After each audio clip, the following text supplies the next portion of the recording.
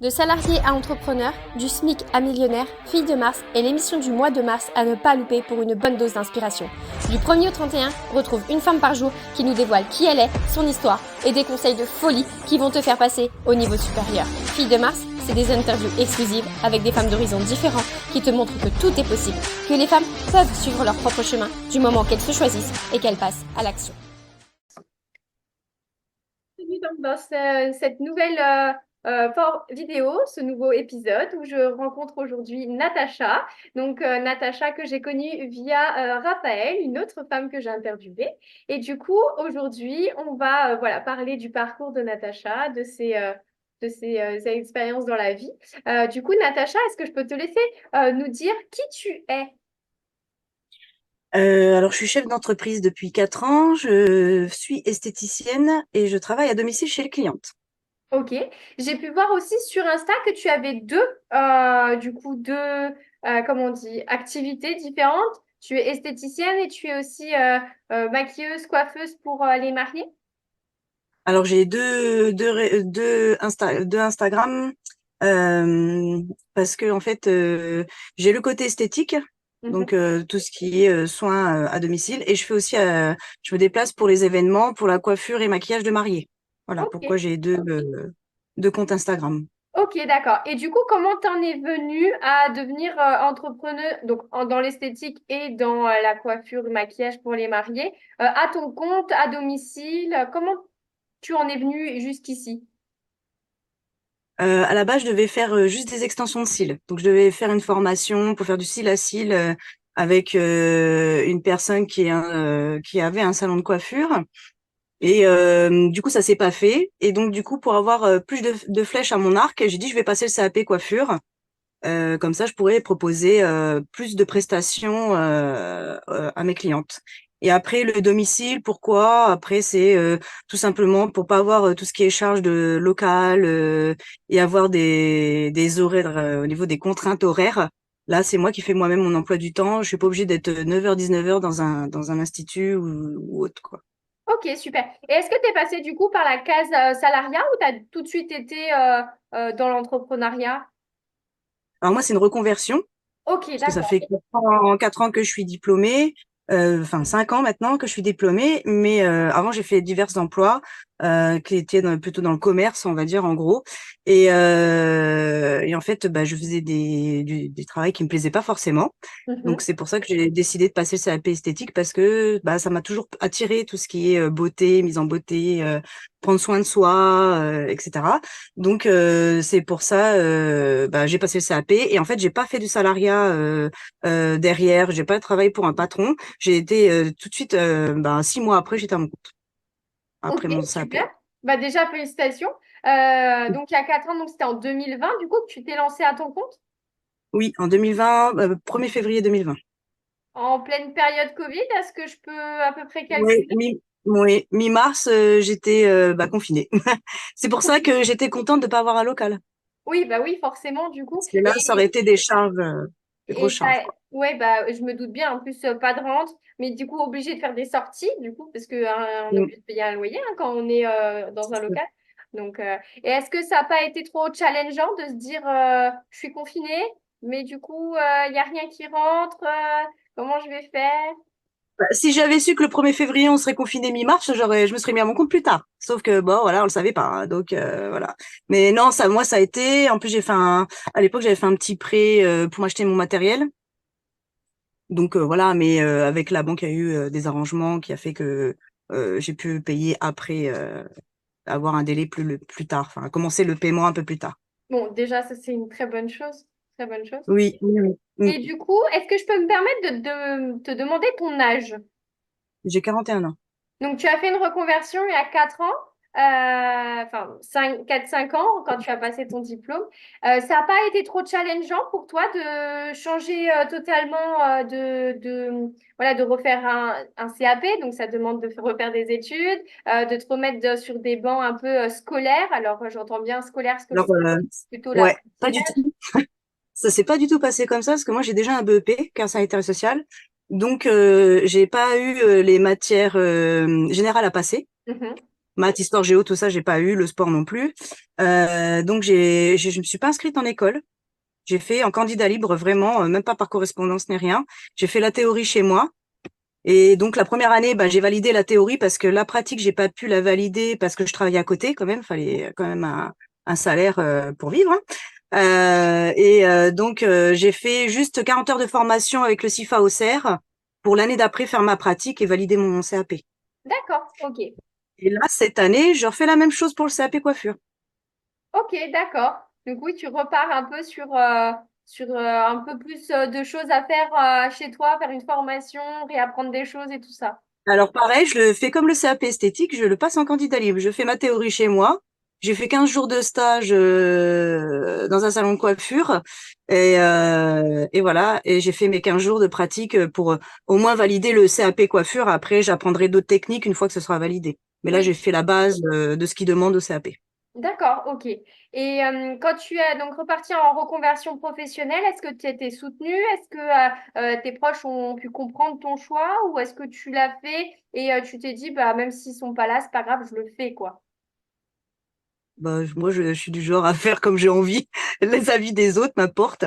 Après, moi, à l'époque, je venais de rencontrer mon conjoint. Je lui ai demandé si, voilà. On avait fait un calcul et il m'avait dit qu'il n'y avait pas de problème, que je pouvais.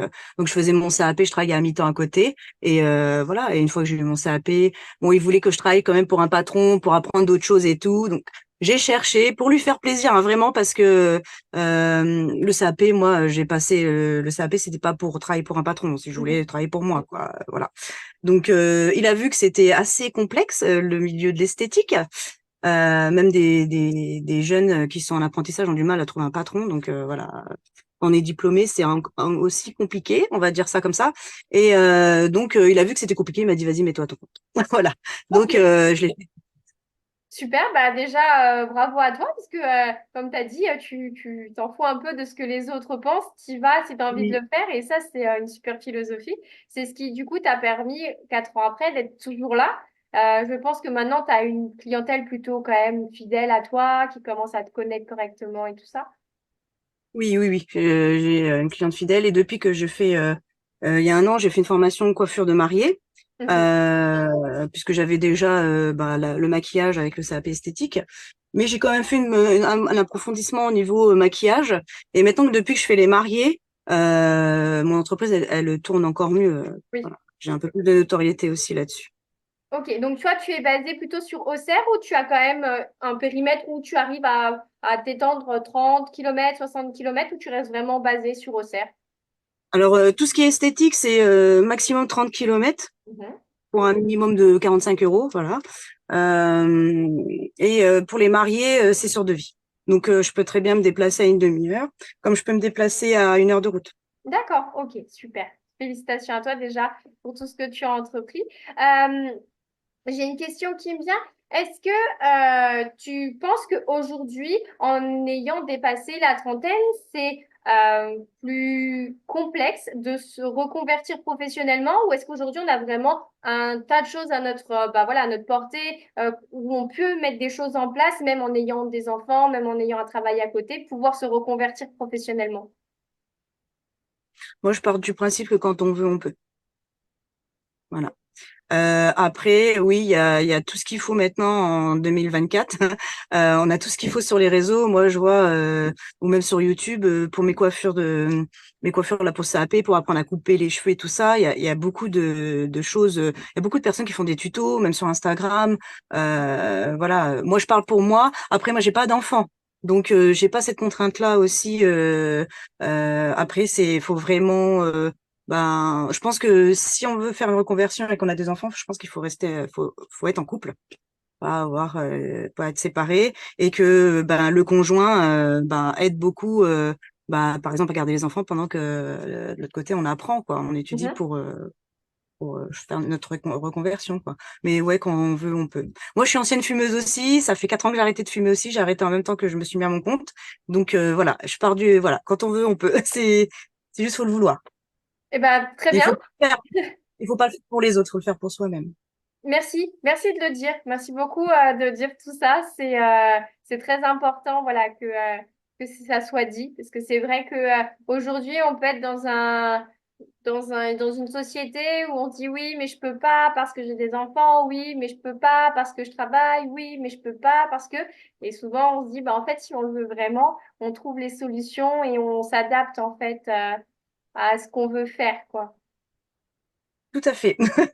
Et après, il y a toujours des excuses hein, pour pas faire. Et même si ce qu'on entreprend, ça ne marche pas sur l'instant, il peut avoir des échecs hein, pour tout. Hein, je parle pas que professionnellement. Euh, faut se dire qu'il faut voir qu'est-ce qui a fait que ça n'a pas marché pour que la prochaine fois on relance, parce que bon, moi je suis quelqu'un qui baisse pas les bras, donc même si j'ai eu un échec, je vais relancer pour faire en sorte que cet échec ne se reproduise pas et en tenir compte et pour que la prochaine ce soit la bonne. Ok, super, très bien, mais c'est parfait. Et ben, c'est une bonne mentalité que tu as là parce que c'est sûr que si on s'arrête au premier échec, on va pas très loin en fait dans nos objectifs et que ce soit personnel ou professionnel, évidemment.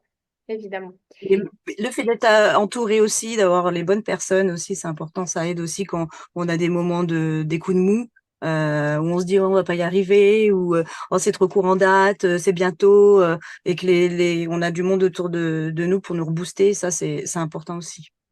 Totalement, totalement.